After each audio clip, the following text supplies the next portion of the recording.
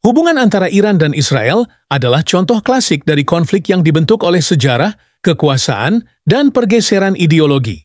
Banyak orang menganggap permusuhan ini bersifat abadi, tapi sejarah menunjukkan sebaliknya. Ada masa ketika Iran dan Israel adalah mitra, bahkan saling membantu. Namun semua berubah pada 1979. Satu revolusi di Teheran merombak peta kekuasaan Timur Tengah. Hubungan yang semula pragmatis berubah menjadi konfrontatif. Bukan sekadar karena agama, tapi karena benturan antara ideologi negara Yahudi dan Republik Islam. Selama puluhan tahun, konflik ini bergerak dalam bayang-bayang. Sabotase, pembunuhan ilmuwan, serangan udara ke wilayah proksi. Lalu pada tahun 2024 dan 2025, semuanya meledak ke permukaan. Iran meluncurkan serangan langsung ke wilayah Israel. Dunia pun terguncang. Dalam video ini, kita akan membongkar bagaimana hubungan dua negara ini berubah secara radikal.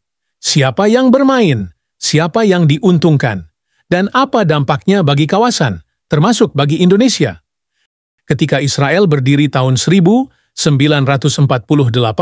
negara itu dikepung oleh negara-negara Arab yang menolak eksistensinya.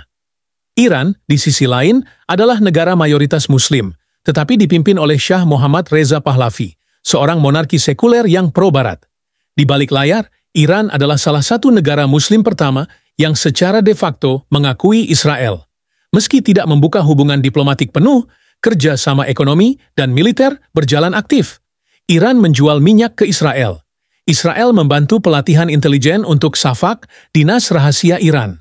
Hubungan ini pragmatis. Israel butuh sekutu non-Arab. Iran ingin menyeimbangkan kekuatan Arab di sekitarnya. Amerika Serikat mendukung keduanya. Dalam konteks ini, keduanya lebih seperti mitra strategis diam-diam. Namun hubungan ini rapuh, karena tidak dibangun di atas nilai yang sama, tapi semata-mata kepentingan bersama. Dan ketika salah satu pihak berubah, semuanya runtuh. Tahun 1979 adalah titik balik. Revolusi Islam menggulingkan Shah dan membawa Ayatollah Khomeini ke tampuk kekuasaan. Iran berubah menjadi Republik Islam yang anti-Barat, anti-Zionis, dan anti-Israel. Israel, yang sebelumnya diam-diam menjalin kerjasama, tiba-tiba menjadi musuh ideologis. Iran memutus semua hubungan dan secara terbuka menyebut Israel sebagai rezim penjajah yang harus dihapus. Namun bahkan setelah itu, hubungan Iran-Israel tetap kompleks. Pada awal 1980-an, saat perang Iran-Irak meletus, ada laporan bahwa Israel diam-diam menjual senjata ke Iran melalui skandal Iran-Contra. Alasannya sederhana, musuh dari musuh bisa jadi teman sementara. Namun sejak 1990, permusuhan menjadi lebih nyata. Iran mulai mendukung kelompok perlawanan seperti Hizbullah di Lebanon dan Hamas di Palestina, musuh langsung Israel.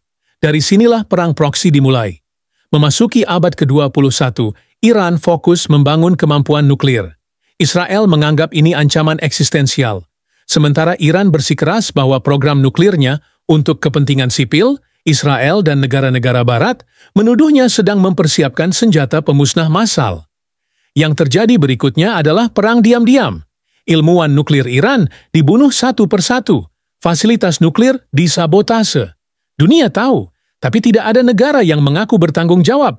Semua mata mengarah ke Mossad, dinas rahasia Israel. Di sisi lain, Iran meningkatkan dukungan terhadap Hizbullah dan milisi di Suriah dan Irak. Konflik di Gaza, Lebanon Selatan, dan dataran tinggi Golan menjadi ladang uji coba senjata dan strategi. Ini adalah perang tanpa deklarasi. Tapi korbannya nyata. Infrastruktur rusak, nyawa melayang, stabilitas regional terguncang. Setelah bertahun-tahun konflik tidak langsung, eskalasi mulai terjadi secara terbuka. 2021. Israel melakukan serangan terbuka ke fasilitas nuklir Natanz. Iran membalas dengan meluncurkan drone ke pangkalan Israel di utara. 2022, serangan cyber ke infrastruktur energi Iran dilaporkan berasal dari Israel. 2024, Mohsen Fakhrizadeh, ilmuwan senior Iran, dibunuh dengan cara yang sangat canggih. Iran bersumpah membalas. 2025, puncaknya terjadi pada April dan Juni. Iran meluncurkan serangan rudal dan drone ke wilayah Israel sebagai respons atas pemboman kedutaan mereka di Damaskus. Dunia terbelah, Amerika mendukung Israel. Rusia dan Tiongkok menyatakan Iran punya hak membela diri. Untuk pertama kalinya dalam dekade terakhir, dua negara ini benar-benar saling menyerang secara langsung, bukan lewat proksi. Perang bayangan berubah jadi konfrontasi terbuka. Konflik Iran-Israel bukan hanya persoalan regional. Ini tentang geopolitik global, tentang bagaimana dua negara dengan dukungan dua blok besar bisa mengguncang dunia. Bagi Indonesia, posisi kita harus cermat. Sebagai negara yang menjunjung perdamaian, kita harus menghindari polarisasi ekstrim. Tapi sebagai negara dengan mayoritas Muslim, isu Palestina dan sikap terhadap Israel selalu menjadi sorotan domestik. Yang terpenting, penonton Indonesia perlu memahami, konflik ini bukan sekedar agama atau ideologi, tapi soal strategi, pengaruh, dan kepentingan jangka panjang. Memihak buta hanya akan membuat kita jadi alat dari permainan besar. Kita perlu kritis, tapi juga informatif. Pahami sejarahnya, lihat faktanya, dan jangan terjebak pada narasi hitam putih. Dunia tidak sesederhana itu. Konflik Iran dan Israel tidak akan selesai dalam waktu dekat, tapi memahami akarnya adalah langkah pertama agar kita tidak hanya jadi penonton yang disesatkan informasi. Ini bukan soal siapa yang menang, tapi soal siapa yang paling diuntungkan saat dua kekuatan saling menghancurkan. Dan itu belum tentu Iran, Barnard belum tentu Israel.